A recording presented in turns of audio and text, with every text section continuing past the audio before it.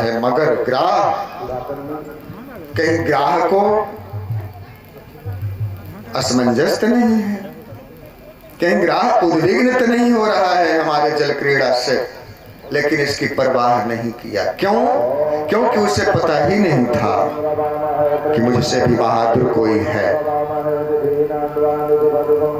ऐसी दशा में मेरे भाई एक विशाल काय ग्राह आया और हाथी के पावन को पकड़ लिया।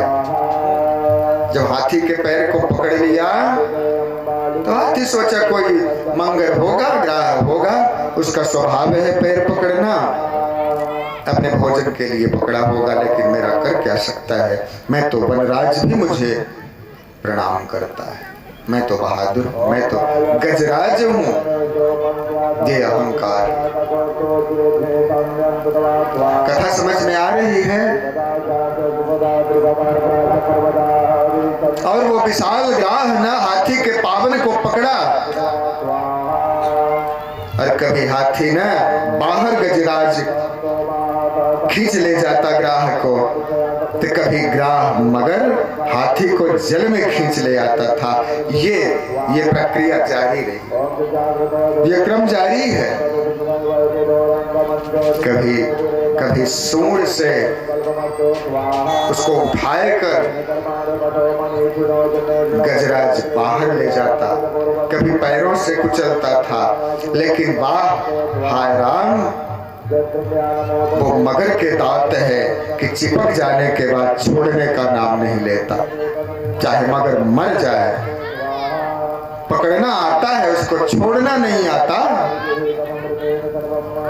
वो भी बड़ी पीड़ा हो रही है उसको। हाथी साधारण नहीं है, हाथी पैर रखता है ना तो वो पर बिल्कुल चिपट जाता है,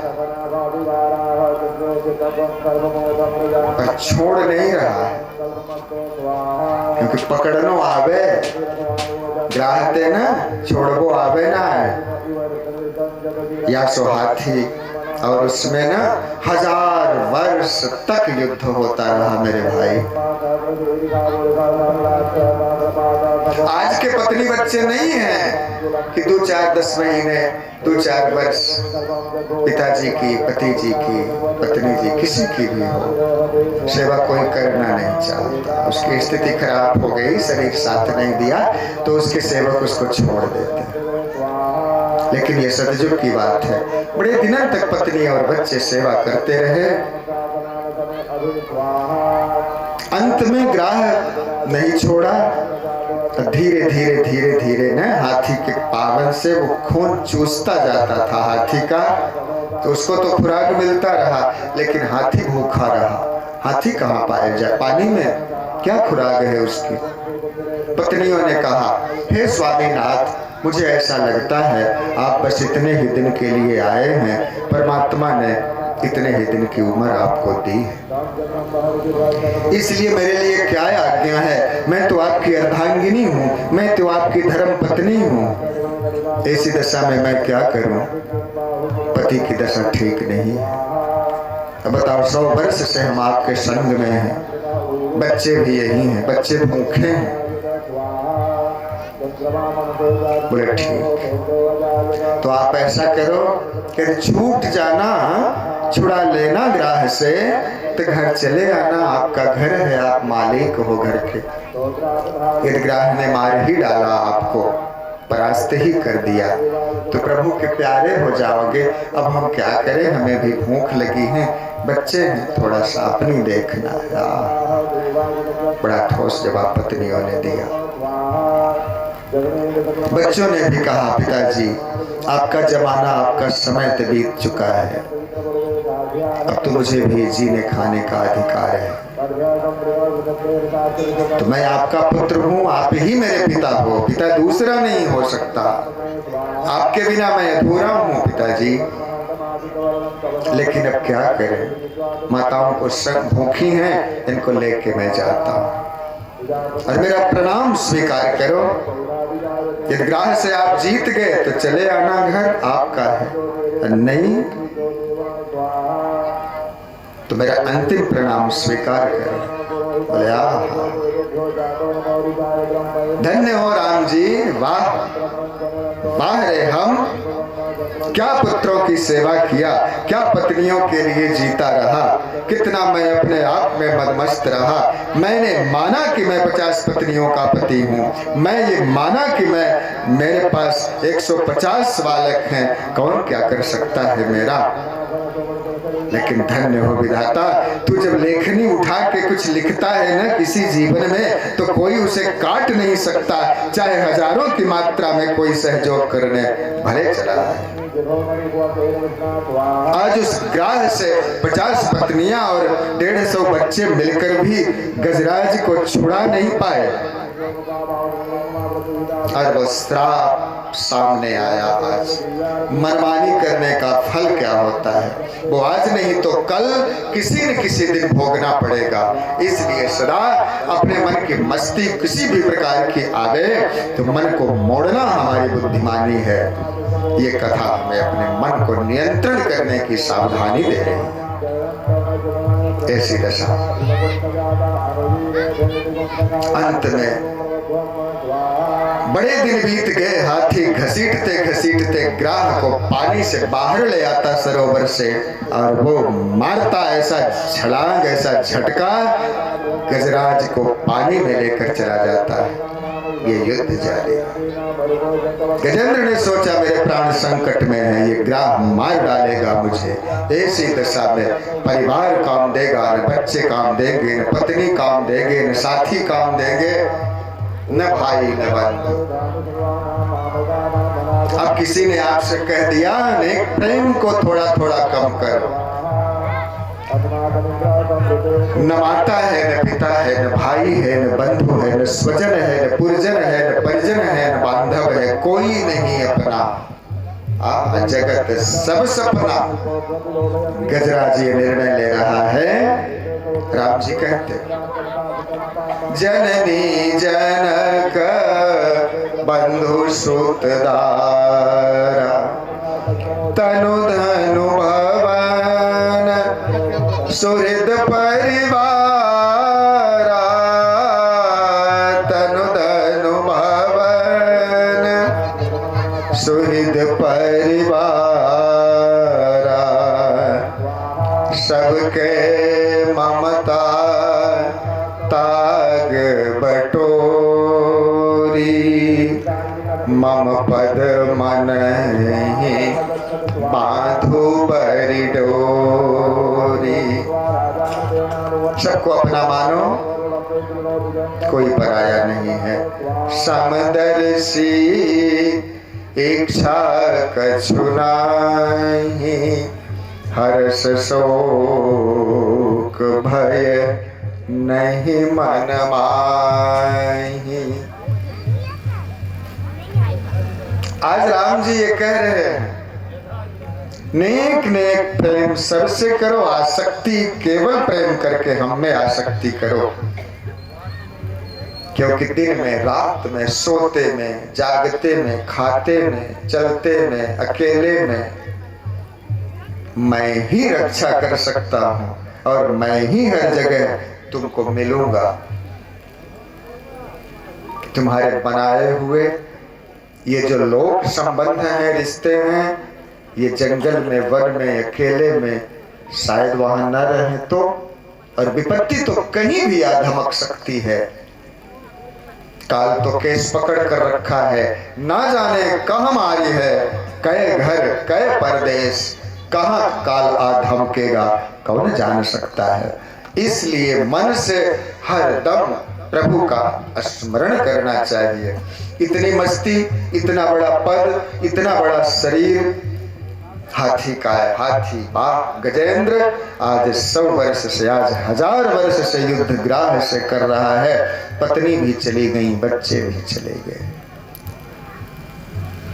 आंख खुल गई उसकी। बोले हाय वाह, इन्हें मैं अपना समझता रहा। जब मेरे में विपत्ति आई तो इन्हें अपना भूख दिख रहा है, अपना धर्म दिख रहा है। ये धर्म इनका नहीं है कि मेरे पति जी, मेरे पिताजी ये ऐसी दशा में है, ऐसी स्थिति में है, मुझे क्या करना चाहिए। वाह परमात्मा, क्या तुम्हारी बाजार है, क्या तुम्हारी माया है। विपत्ति अपने ऊपर आती है ना, तभी तो आंख खुल जाती है। भगवान करे विपत्ति रही मन विपदा हो भली, जो थोड़े दिन हो हितन हितया जगत में जान परत सबको। कौन अपना है कौन पराया, विपत्ति का आना फायदे की बात है, पर ज्यादा ना रहे, रुके ना, ज्यादा आए और 2-4 दिन के बाद मेरे आंख खोल कर चली जाए, अच्छा रहे।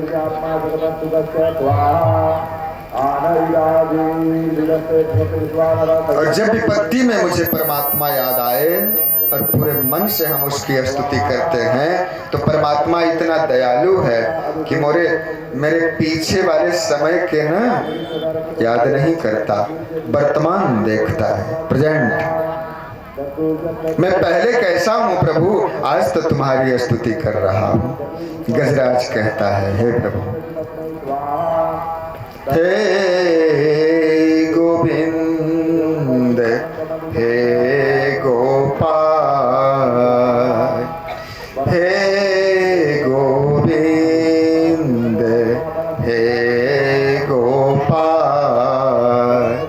राखो शरण अब तो जीवन हार। हे गोविंद, हे गोपाल, राखो शरण अब तो जीवन हारे।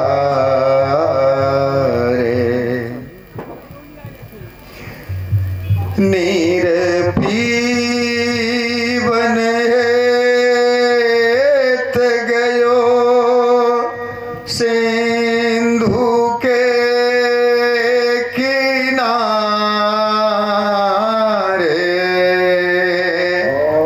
नीर पीवन हेत गयो सिंधु के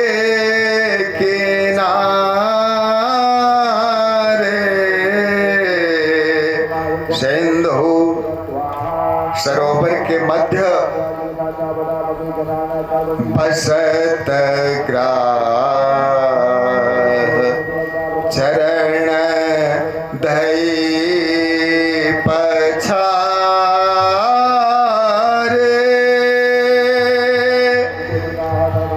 सिंधु बीच बसत चरण धय पछारे,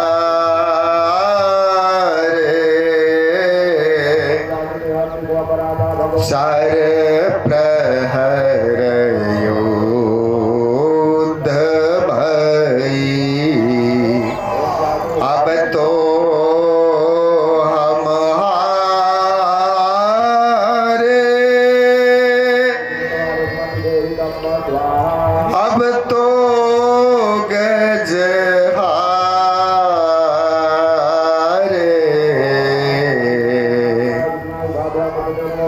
ये टेर परमात्मा के पास पहुंच गए। जय बोलो द्वारकाधीश भगवान की। द्वारका में शब्द गई, प्रभु गरुड़ चढ़ी सीधा रे, द्वारका में शब्द गई, गरुड़ चढ़ी सीधा रे। जिस समय हे गोविंद, हे गोपाल, शरण में लो, मैं हारा, ग्राह मुझे पछाड़ दिया, ग्राह से गजेंद्र हारा। द्वारिकाधीश रुक्मिणी के संग में ना अपनी द्वारिकापुरी में न पासा खेल रहे हैं, चौसर। जिस समय गज की टेर सुनी द्वारकेश में तिसकाल रुक्मिणी जी का पासा न 12 पाँव में था। गोविंद कहते हैं बताओ अन्याय मेरा है गजेंद्र कि तुम्हारा है? अभिमान मैंने किया है कि अभिमान तूने किया है? इतना बड़ा हाथी बनाया, इतना बड़ा पहलवान बनाया, तो तुमको छोटे जीवों को कुचलने के लिए मैं बनाया था।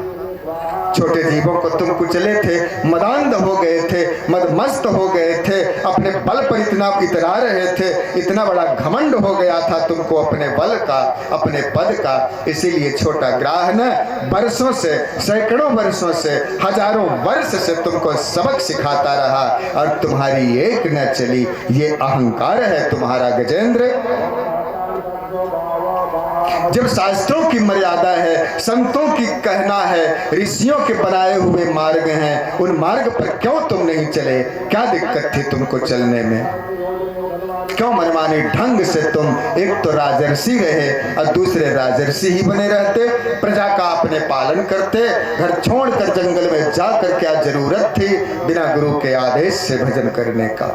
यही कारण बना गजेंद्र, तुमको आज इस ग्राह ने ललकारा है और इस ग्राह ने तुमको फटकारा है। लो मैं तुमको बचा दिया, जाओ अपने घर चले जाओ, अपने पत्नी बच्चों की सेवा करो। बोले आहा बहुत रोया। अब तो गजेंद्र की आंखें खुल गईं। बोले आप अभी घर की तरफ मुझे भेज रहे हो प्रभु? क्या पत्नी क्या बच्चे, पत्नी बच्चे मुझे छोड़कर चले गए थे। हे कृष्ण, हे द्वारिकाधीश, हे षडैश्वर्य संपन्न, हे कमला वल्लभ लाल, हे लक्ष्मीपति, आप अपने हो। ये मैं आज मुक्त कंठ से गर्जना करके कह रहा हूँ, कोई किसी का नहीं है जीव का सिवा ईश्वर के, और कौन हो सकता है? ये गजेंद्र ने गर्जना किया और गजेंद्र भगवान श्री द्वारिकाधीश के चरणों में बार बार प्रणाम करके और कमल पुष्प चढ़ा के उनके मुख कमल को देखते देखते भगवान श्री हरि के सामने न हरि लोक को प्राप्त किया, उद्धार हो गया दूसरे जन्म में। महाराज परीक्षित कथा सुन रहे हैं, साप्ताहिक कथा भगवान सुखदेव जी महाराज सुना रहे हैं। सुखदेव जी महाराज कहते परीक्षित सावधान, आप बताओ किसका उद्धार है, किसे मारा गया, किसे बचाया गया? बोले भागवत की कथा ये वेदांत की भाषा है, ये परमहंसों की संहिता है, इसे समझ लेना हर किसी के बस की बात नहीं है। इसे तो कोई वही समझ सकता है जिसमें परमात्मा की कृपा हो, और जो कोई भागवत भक्त हो और संतों के की कृपा का आश्रय जिसे मिला हुआ हो और जिसे भजन पर कुछ आनंद मिलता हो, वही समझ सकता है। मैं क्या कहूँ भगवान, ग्राह का उद्धार हो रहा है कि गजेंद्र का उद्धार हो रहा है, मैं ये निर्णय नहीं ले सकता। आज मेरे भाई गजराज और ग्राह दोनों का उद्धार द्वारिकाधीश ने किया। बोलो पतित पावन भगवान की, बोलो गजेंद्र उद्धारकारी भगवान की, ग्राह मर्दनकारी भगवान की।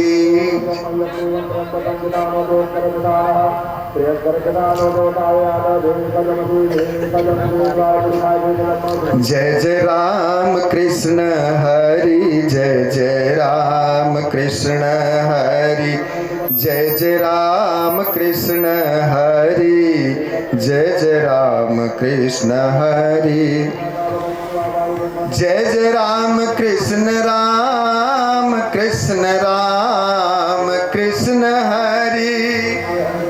जय जय। गरीब कैसे हूँ ये सोचा करिए, मैं काम नहीं करता इसलिए गरीब हूँ बस। धनी लोग ना पानी से नहाते, वो एक दिन गरीब हो जाते, लेकिन अमीर लोग ना धनी में अमीर में अंतर है।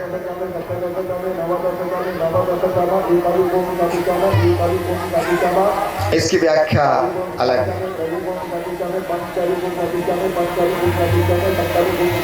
जो पसीने से स्नान किया है ना, वो सुखी है, धनी और अमीर धनी। इसकी भी व्याख्या 7वें दिन आपको मिलेगी। इसी तरह आप अपनी साहस का परिचय देते रहिए। इतनी बड़ी ठंड में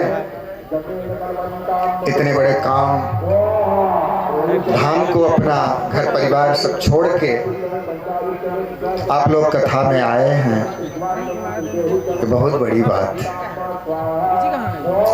आजकल तो लोगों के पास समय ही नहीं रंगमहल छोड़ने का, और वो देवताओं से कम नहीं है जो अपने घर भवन छोड़ के और भगवान की कथा में आया हो। बोलते हैं, सिद्धांत बोलते हैं, क्या तुम्हारा धर्म है ऐसा? थोड़ा सा बात करते हैं। ये धर्म निरपेक्ष होते हैं, इनको धर्म वर्ण से कुछ लेना देना नहीं होता। और देवता लोग ना थोड़ा सा समाज का भी डर रखते हैं, परमात्मा का भी डर रखते हैं। क्या मैं सामर्थ्यवान हूं तो क्या मुझे ये करना चाहिए, इसका भी ध्यान रखते हैं।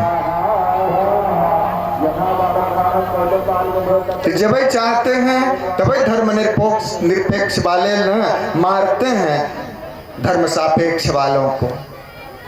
ये बड़ी समस्या है, आज से नहीं बहुत पहले से ही आई है।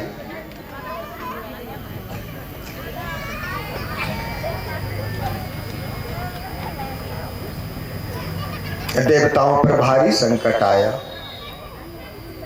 एक एक करके देवता पहुंच गए कैलाश पर।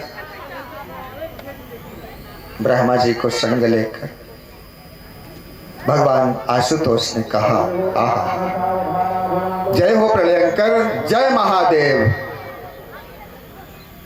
बोलो विश्वनाथ भगवान की जय।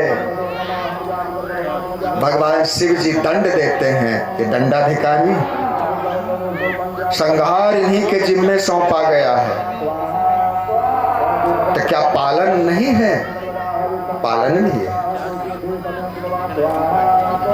दानी कहूं शंकर समनाही, दान भी करते हैं, पालन भी करते हैं, सृजन भी करते हैं, संचालन भी करते हैं और संहार भी करते हैं।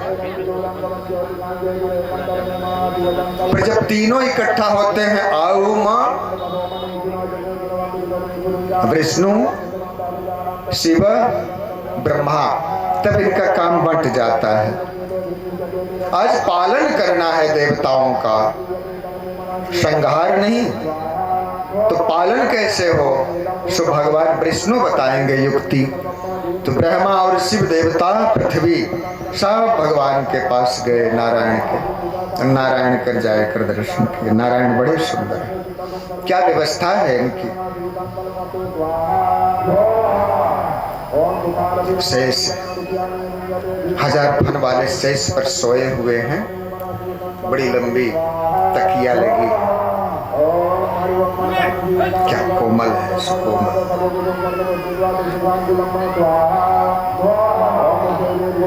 मानो ठाकुर जी को समझ में बस कोमलता एक उनको सुख है, सोए। बड़े गूढ़ रहस्य हैं। हम सप्ताह में शेष पर सोए हुए शेष साई को देखें बस। देवता गए, त्राहिमाम, बोले कहो अमर कैसे आना हुआ? बोले दैत्य लोग मारते हैं। बोले क्यों मारते हैं? भजन संध्या नहीं करते। कितने बजे उठते हो सुबह? बोले हो गया 7, 7:30, 8 बजे तक, 9 बजे तक उठाते हैं। बोले अच्छा, 4 से 5 के बीच में उठो, फिर देखो बताओ क्या दैत्य मारते हैं? बोले वैसा है कि अब वो सोते समय न 12 से ऊपर हो जाता है, 6 घंटे। अब डॉक्टर साहब भी कहे हैं सोना जरूरी है, तो अब भगवान अब वो 8 घंटे 7 घंटे सोना नितांत आवश्यक। तो डॉक्टर साहब की बात मानता हूँ, इसलिए 8 बजे से पहले उठ नहीं पाता। बोले तो दैत्य 2-4 बार मार दिए तो क्या दिक्कत हो? दैत्यों की मार ना खानी हो तो 4 से 5 के बीच में उठो, अपनी साफ सफाई करो, अपने घर बार देखो, और सूर्योदय से पहले सब राइट फिट फिनिश कर लो अपना। फिर देखो कौन आता है। जब वो आएगा तो आप तैयार मिलोगे, युद्ध होगी, वो भी लड़ेगा, तुम भी लड़ोगे। अब कोई तैयार होके रेडी आया और तुम असावधान हो, सो रहे हो, तो तुम पर वार करवाई न करेगा। ये कौन सी नई बात है? बस इसी में समझ लो ये भागवत जी की कथा।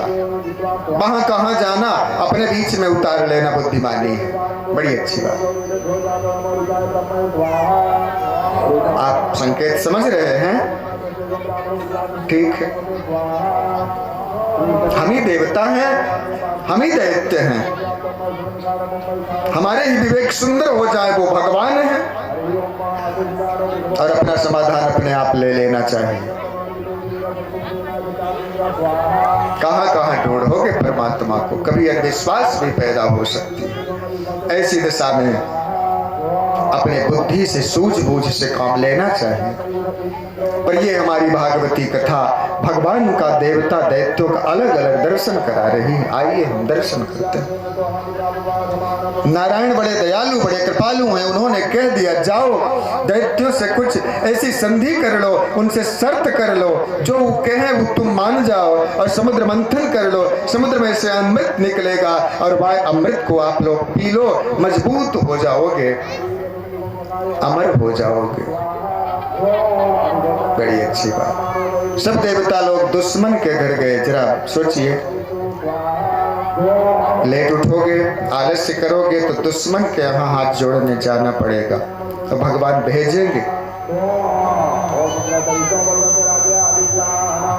इसलिए हम आलस्य ना करें। दिन में थोड़ा सा सो लेना अच्छी बात है, लेकिन सूर्य निकलते समय सूर्य का स्वागत करो। ऊर्जावान हो जाओगे, धनवान हो जाओगे, कीर्तिमान हो जाओगे।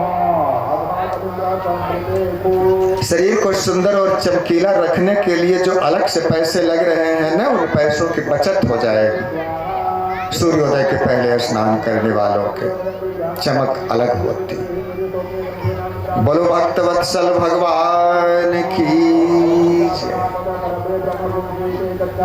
अब देवता लोग यहाँ क्या किए? दैत्यों के पास गए, बोले समुद्र मंथन करना है। बोले ठीक है। समुद्र मंथन कैसे होगा बताओ? भगवान कितना बड़ा काम सौंप रहे हैं। समुद्र मंथन कर। समुद्र में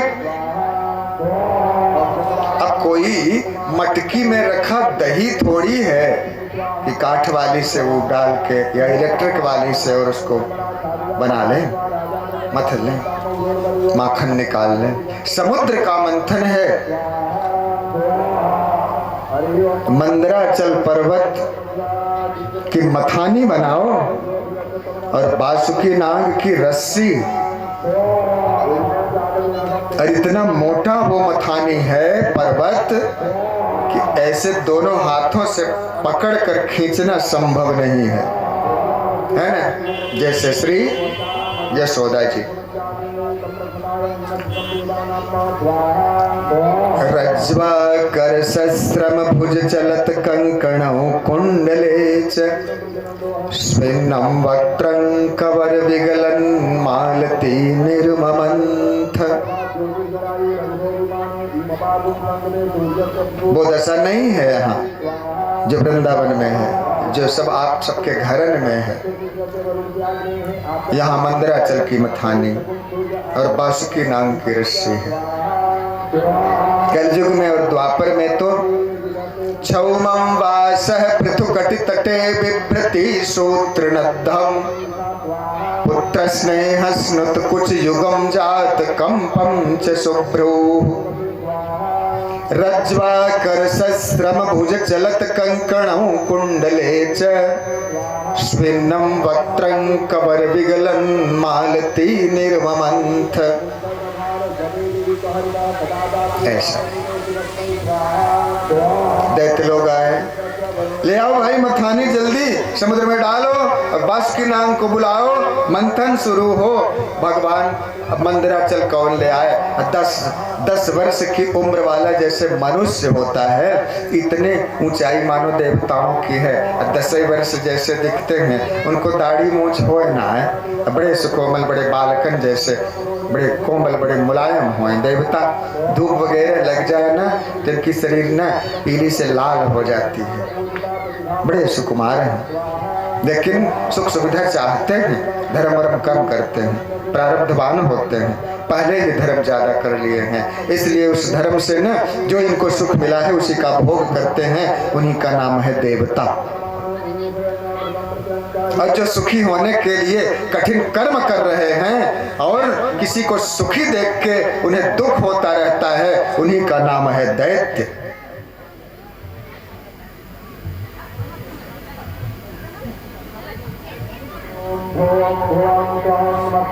हम कर्म करें या ना करें, लेकिन किसी कर्म करने वाले को या कर्म करके प्राप्त सुख और उस सुख को भोगने वाले से ईर्ष्या ना करें, नहीं तो हम दैत्य हो जाएंगे। आइए दोनों में शर्त मंजूर हुई, गरुड़ की पीठ पे रख के न ले आए समुद्र में। और बासुकी नाग नागलोक से नारद बाबा जाकर बता दिए, आपको रस्सी बना के पर्वत में न या गोला गोला करके न ऐसे खींचा जाएगा, नस नस टूट जाएगी आपकी। तो बासुकी नाग डर के मारे भागा। अब भागते भागते उत्तराखंड हिमालय के वहां चला गया भगवान शिव जी के चरणों में, गोद में। अब बासुकी तालाब में केदारनाथ भगवान के पास जाके छुप गया, बड़ा छोटा सा रूप बनाया। अब लगे सब ढूंढने, कहाँ गया वो नागराज बासुकी? बोले उनका तो पता नहीं। तुम्बरों पर निनाद वीणा पर श्रीमन नारायण हरि का नाम निरंतर जपने वाले देवर्षि नारद जी ने कहा, वो बासुकी नाग तो वहां केदारनाथ वाले बासुकी तालाब में छोटा सा सपेला का रूप बनाकर वहां छुपा हुआ है। देवताओं ने जाके बड़ा अनुनय विनय किया, बोले हे परोपकारी जीव आप चलो, देवताओं पर संकट है। बासुकी नाग वहां से बोला कि मैं युद्ध में मेरी नस नस उस में टूट जाएगी, मथानी बनकर रस्सी बनकर ना उसको पर्वत को खींचते खींचते तुम सब लोगों को तो अमृत मिलेगा, मुझे क्या मिलेगा? सबने कही तुम्हें भी अमृत मिलेगा, और क्या मिलेगा? तो जो तुम्हारा ना घर्षण से ना तुम्हारी रस नस नस जो टूट गई रही होगी, अमृत पी लोगे तो ठीक हो जाएगा। बेचारा स्वीकार कर लिया। बासुकी नाथ जी महाराज की सर्प साथ न दिया होता मेरे भाई, न कामधेनु होती, न कौस्तुभ होता, न कमला होती, न अमृत होता, इसलिए नाग को प्रणाम किया जाता है। बोले बासुकी जी महाराज की जय। और मंदराचल पर्वत मथानी बना है। देवता और दैत्य दोनों ना उस मथानी को, उस समुद्र को मथने के लिए मानो एक इस पार है, एक उस पार है। अब हमारी मानवीय बुद्धि, ये आंखें कभी वहां जा ही नहीं सकती हैं। समुद्र की क्या दूरी है, क्या चौड़ाई है, कितनी दूरी है, कौन बता सकता है?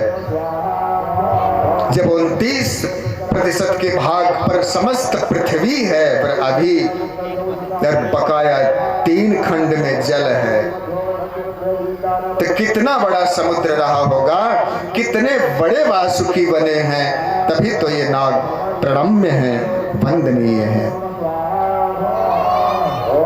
ये चैतन्य है, ये अचेतन नहीं है। किधर मुंह है और किधर पूंछ है। देवता लोग थोड़ा बुद्धिमानी से काम किए, मुंह की तरफ लगे तो दैत्य आ गए। बोले तुम मुंह पकड़ोगे? बोले हाँ। बोले हम तुमसे बल बुद्धि में सुंदरता में कम है क्या? हम शरीर का आंसू भंग गई पूंछ क्यों पकड़े? ये थोड़ा मोटी बुद्धि वाले होते हैं। मोटी बुद्धि वाले उलझ जाए ना तो बुद्धिमान को ना थोड़ा सा समझना चाहिए। नारद बाबा खड़े थे, देवताओं ने नारद जी की तरफ देखा। नारद जी ने कहा, देवताओं जो दैत्य कह रहे हैं वो स्वीकार कर लो। एक देवता बोले, क्या हम तुमसे कमजोर हैं? बोले यहाँ लड़ाई की बात नहीं, जो दैत्य चाहते हो वही होने दो। तुम लोग गोरे गोरे हो और मुंह से निकलेगा जहर, तो गौर बदन में ये फीका पड़ जाएगा, इसलिए बढ़िया है पूंछे पकड़ लो। देवर्षि नारद जी बड़ा सुंदर समाधान किया। अब दानव दैत्य ना मुखमंडल को पकड़ लिए। कितना जहर है बासुकी। कंठ ऐसे पकड़ के जब खींचते रहे होंगे, जरा सोचो, थोड़ी आंख बंद करके सोचो, समुद्र मंथन हो रहा है। कितना विशालकाय कार्य है, साधारण नहीं है। ये चरित्र, ये पाठ, ये मानो कहानी लिखी हुई है जिसे आप सप्ताह के माध्यम से सुन रहे हैं। अमृत के लिए समुद्र मंथन हो रहा है, निकल रहा है जहर। अरे ऐसा जहर निकला, ऐसा जहर निकला। ये दैत्य कब मारते देवताओं को? देवता मारते, फिर मनुष्यों को मारते, फिर पृथ्वी को मारते, फिर पर्वतों को तोड़ते, फिर अग्नि नष्ट करते, फिर पवन नष्ट करते। क्या कितना युद्ध होता, कब सर्वनाश होता, कब प्रलय होता, कब सृष्टि का विनाश होता। बाहरे गरल तुम पहले ही आके सृष्टि विनाश से पहले ही सबका विनाश प्रलय कर रहे हो। और वो गरल निकला घड़े में।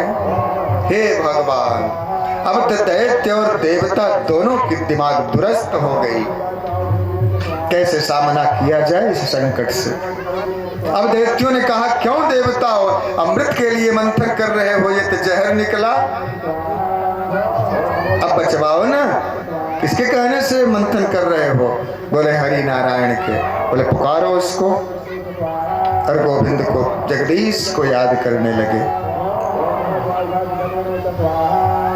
जय जगदीश हरे,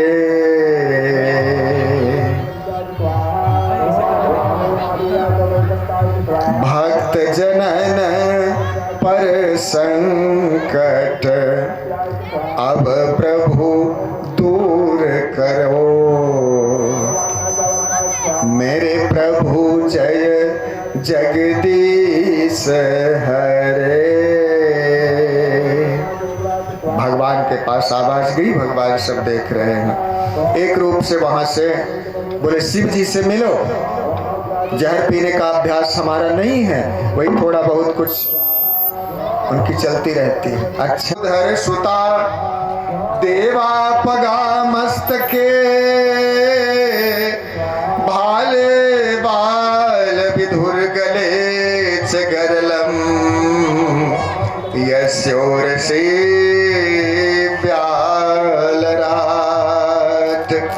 सोयंभूति विभूषण सुरवर सर्वाधिप सर्वदा, सर्व सर्वगत शिव शशनिभ श्री शंकर पातु माम। सभी अमर देवता जाया करना भगवान शिव जी को प्रणाम करते हैं। पार भाग में विराजमान हिमांचल की सुता गिरिराज किशोरी श्री उमा जी पार्वती जी विराजमान हैं। देवताओं के संकट को सुनकर भगवान शिव जी का हृदय द्रवित हो गया। पार्वती जी की तरफ देखे, बोले देवी देवताओं पर संकट है, जो सामर्थ्यवान है उसको जाय करना, जिस पर संकट हो उसके संकट जन गाते हैं। अमंगल्यम शीलम तब भवतु मखिलम। अमंगल्य स्वरूप है इनका, पर बड़े शीलवान हैं, इसलिए इनको प्रणाम। भगवान शिव जी ने उस गरुड़ के उस घट को उठाए और वाह, राम पहले से हैं हृदय में और विष ऊपर से जा रहा है। कुछ देर बाद उपाय सोचे कि यदि देवताओं पर संकट है, मृत्युलोक पर संकट है, यदि मैं गरुड़ को पान नहीं करता तो सारी सृष्टि जलकर नष्ट हो जाएगी, भस्म हो जाएगी। जरा ध्यान ज्यादा नहीं दे पाए, ये तो राम के हैं, भगवान के हैं। राम राम राम राम सादर जपहु अनंग आरती। भगवान शिव थोड़ा सा जल्दीबाजी में गरुड़ को पी लिया। जैसे ये कंठ तक गया, राम है अंदर, राम बड़ा कोमल है, कितना सुंदर है। शिव जी कंठ में ही गरुड़ को रोक दिए, अंदर राम पर वेश। वाह, ये है शिव, भगवान शिव का दर्शन करो। बोलो शंकर भगवान की जय। तो ये कंठ जलने थोड़ी लगा, थोड़ा नीला पड़ गया। राम जी ने कहा वाह, मेरी सुरक्षा के लिए आप अपने गले में संकट बना लिए, तो चलो जाओ विश्राम करो। विश्रांति का अनुभव कराए भगवान लक्ष्मीनाथ और शेष चंद्रमा। बड़ी शांति। आप सब लोग जानते हैं, कितनी कथाएं सुने हैं बड़े बड़े उच्च कोटि के विद्वानों से, प्राय कथाएं चलती ही रहती हैं। वो हिमालय जो भगवान शिव का स्थान है, क्या ठंडक है, क्या शांति है, पर उन्हें क्या ठंडी, क्या गर्मी। वो तमोगुण उनसे निकलता है, वो तमोगुणी है नहीं। सृजक, पालक, संहारक सब तीनों आ ऊ मा ओम, ब्रह्मा विष्णु महेश सब एक ही तत्व है। इन्हें प्रणाम करें, दूसरा तत्व निकलता है, दूसरा रत्न निकला, सबको शांति मिली। देवता लोग बेचारे ना मार झुलस गए, बासुकी नाग से ना जहर निकलता था मुंह से। उस पार कहाँ खड़े हैं, बीच समुद्र में मंथन हो रहा है।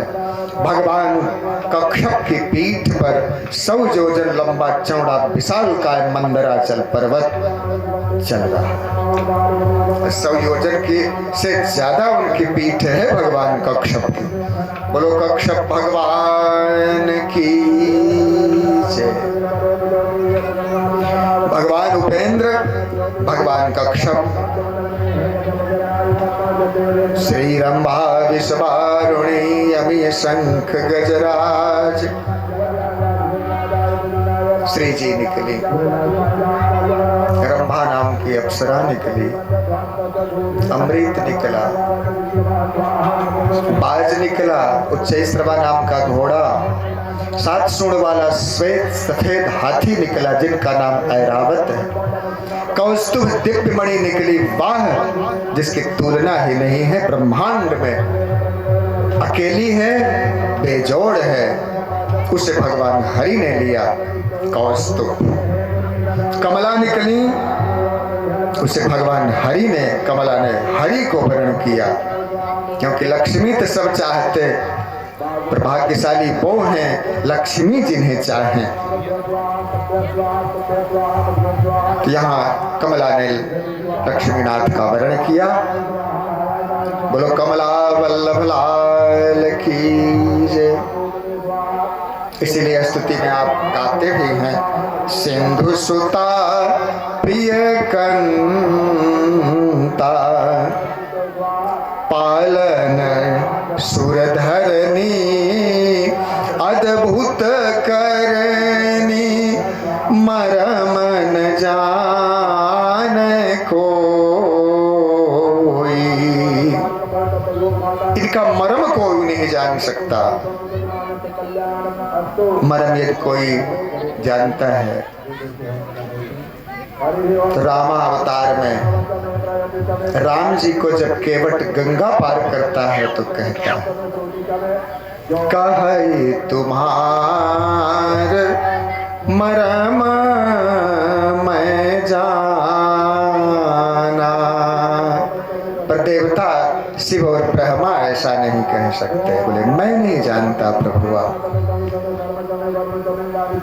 पढ़कर परमात्मा को नहीं जाना जा सकता है, सेवा करके और भक्ति से निवेदन करके, रो के, हंस के, गा के उन्हें अपने पक्ष में किया जा सकता है। औकात दिखाने वाले परमात्मा को कभी नहीं प्राप्त करेंगे। परमात्मा किसी से जीते नहीं गए, यदि कोई जीता है तो वो है भक्त।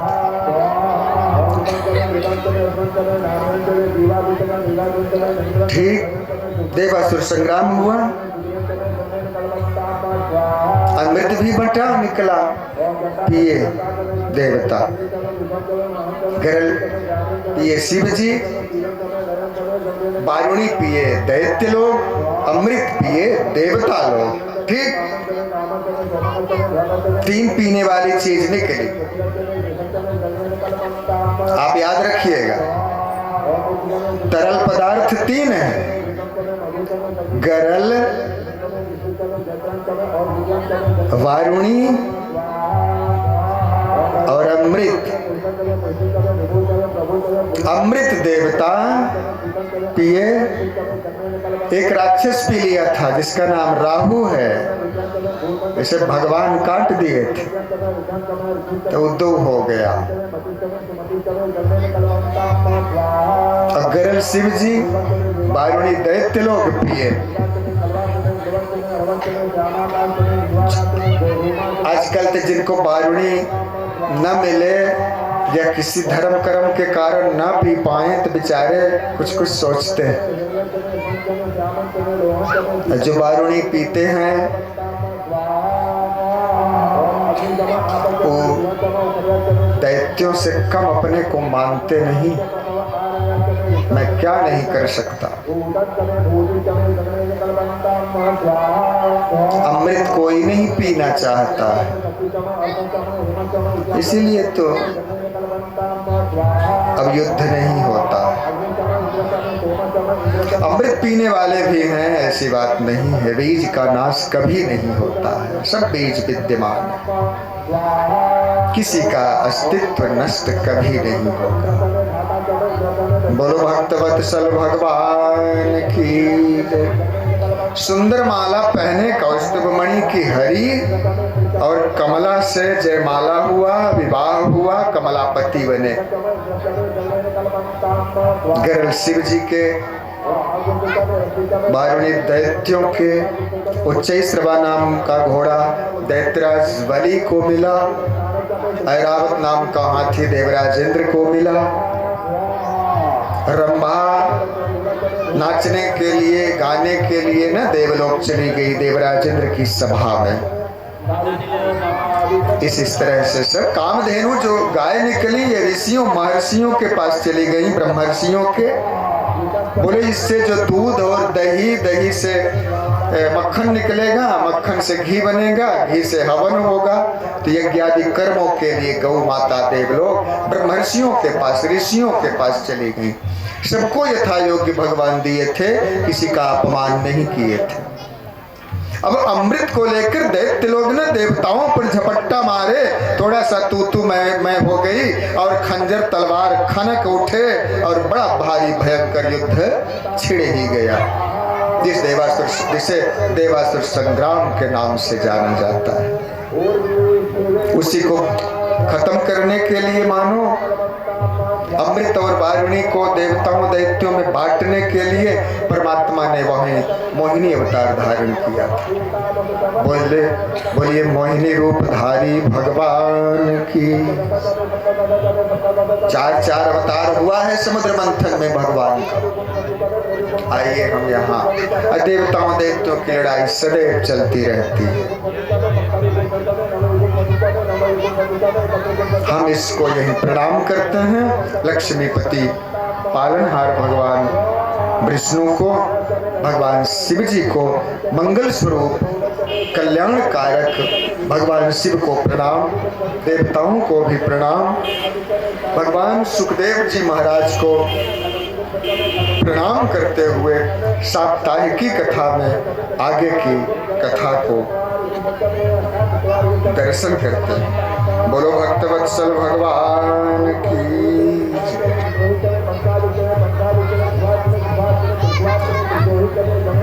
यहाँ उपेंद्र अवतार, कक्षपा अवतार, मोहिनी अवतार हुआ। आगे भगवान का वामन अवतार बन रहा है।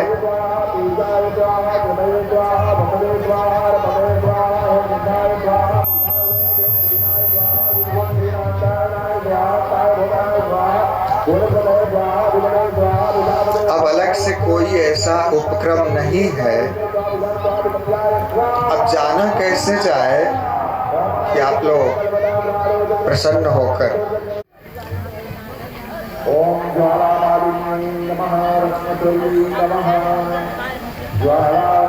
बोलो भक्तवत्सल भगवान की जय।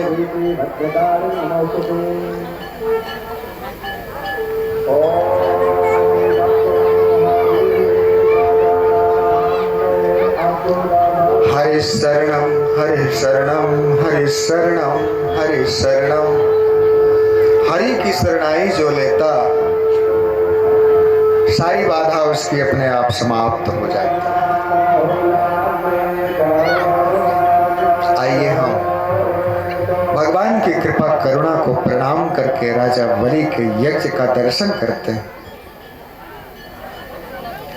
आप सुन चुके हैं देवताओं की मां का नाम है अदिति और दैत्यों की मां का नाम है दिति। ये दो पत्नियां हैं महामुनि कश्यप। पिताजी एक, पत्नियां दो। माता दिति से दैत्य और माता अदिति से देवता। अब क्या कहें, माताओं के मन में गर्भ काल में कैसा मन में भाव रहा कि बेटा इस भाव वाला पैदा हो गया, इसका बड़ा असर पड़ता है। इसीलिए गर्भस्थ शिशु जब रहे माँ की कोख में तो माँ को बड़ा सावधान रहना चाहिए।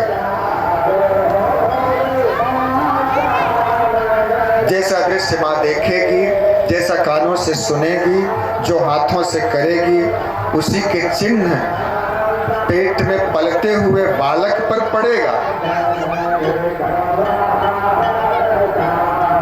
दैत्यों की जो माँ है वो अपने बालकों को ऐसा बना डाली। अब आप दिति रोती हैं, पति जी के पास जाती हैं। महामुनि कश्यप कहते हैं देवी मैं कह रहा था ना काल ठीक नहीं, तुम एक हमारी सुनी नहीं। अब भगवान से कामना करो कि तुम्हारे पुत्र को भगवान मारें ताकि तुम्हारा पुत्र नरकगामी ना हो, मोक्ष हो जाए। भगवान मारेंगे तो भगवान का दर्शन और स्पर्श करके दैत्य भी मोक्ष का अधिकारी हो जाता है। अब देवी तुम्हारे हाथ में इतने बचा है, बकाया बेटे को समझाया नहीं जा सकता। बेटा मनमानी करने से अब उसको रोका नहीं जा सकता, क्योंकि वो काल है, वो समय है, वो अज्ञानता है। और जिनके अभी हाथ में समय है वो सुनेंगे नहीं, जो सुनेंगे उनके हाथ में समय अब है नहीं। इसलिए अब भगवान की कृपा का ही सहारा है कि मेरे पुत्र पुत्रवधू नाती पोते अच्छे रहेंगे कि नहीं रहेंगे, ये हम भजन करके उन्हें सुधारने का प्रयास करें। हिम्मत नहीं हारनी चाहिए, अंतिम सांस तक डट कर मुकाबला करना चाहिए। संघर्ष ही जीवन है, हारिए नहीं। अब जो समय निकल गया तो क्या कहें उसके लिए। इसीलिए बचपन से ही कथा और भजन सत्संग का अधिकार है सबको। जलचर को, थलचर को, तरुचर को, वनचर को, नवचर को, वनचर को, मनुष्य को, सबको भजन करने का अधिकार है, क्योंकि सबके पाप भगवान हैं और सबके पुत्र हैं। सब पुत्र हैं उसी परमात्मा के, इसलिए हम सब भाई भाई हुए। आपसी विचारों में मतभेद बना, एक दैत्य हो गया, एक देवता हो रहा है। अभी दैत्य लोग न देवताओं की माता अदिति के कुंडल लेकर चले गए और वो दिव्य कुंडल दैत्यों के हाथ पड़ गया। अब अदिति लगी रोने और अदिति अपने पति जी के पास गई। पति जी ने कहा ठीक है व्रत कर लो देवी, और इन्होंने व्रत किया। एक ऐसा व्रत, ऐसा पुत्र जन्म ले जो मेरे पुत्रों की दैत्यों से रक्षा करे। और पति जी के कृपा से, क्योंकि वो पतिव्रत धर्म वाली हैं, और पतिव्रता स्त्री जो व्रत करेगी, जो चाहेगी, पति की कृपा से उसको वो चीज प्राप्त हो जाएगी। क्योंकि पति उसके सामने की बात है, उसको रिझाना, उसको मनाना, उसको प्रसन्न करना बहुत कठिन नहीं। जिसके लिए कठिन हो वो थोड़ा भगवान से भी सहयोग ले सकती है। पति प्रसन्न हो गए, ऐसे पुत्र होगा देवी जो तुम चाहोगी। महामुनि कश्यप आशीर्वाद दे दिए। कुछ समय बाद माता अदिति की कोख से न भगवान वामन प्रकट हो रहे हैं। बोलो वामन भगवान की जय। वामन समझते हैं ना, अंगुल अंगुल अंगुल अंगुल, बावन अंगुल की ऊंचाई है। बड़े सुंदर, बड़े छोटे हैं, लेकिन ये वामन हैं और विराट हो जाते हैं। न इनसे छोटा कोई है, न इनसे बड़ा कोई है। ये वामन भगवान जन्म लिए प्रकट भय। बताओ, इतने सुंदर, इतने सुंदर, इतने सुंदर हैं भगवान वामन। ये सब देवी देवता प्रकट हो गए। पार्वती माता, पृथ्वी माता, कामधेनु माता, सरस्वती माता होना चाहिए। हम भगवान से कुछ मांगे, धन मांगे, विद्या मांगे, पद मांगे,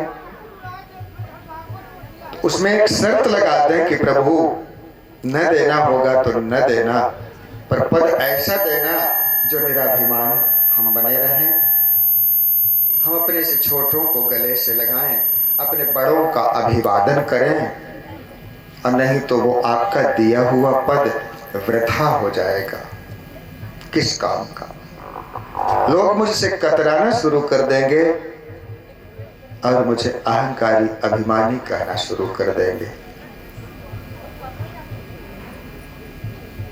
आज वही दशा गजराज जी की हो रही है।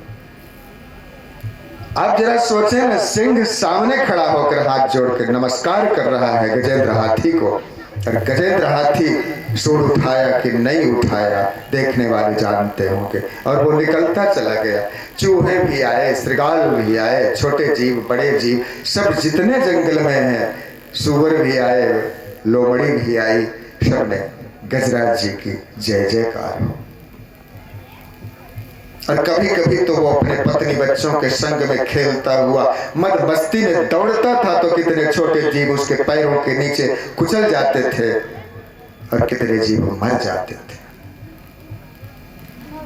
जिनके बच्चे, जिनके पति, जिनके पत्नियां, जिनके बेटे मरे, वो गजराज को कितना आशीर्वाद देता होगा। उन गरीबों की, उन छोटों की, उन असहायों की आत्मा कैसे कोसती होगी कि वाह राजा, अच्छी भलाई किए। तो कैसी मस्ती में दौड़ लगाई कि मेरा तो घर ही उजड़ गया। लेकिन वो गजराज, वो मदांध परवाह नहीं किए। इसके पूर्व जन्म की ही कथा ऐसी है। अपने से बड़ों की बात मानना मंत्र है और अपना जीवन हितकर बना रहता है।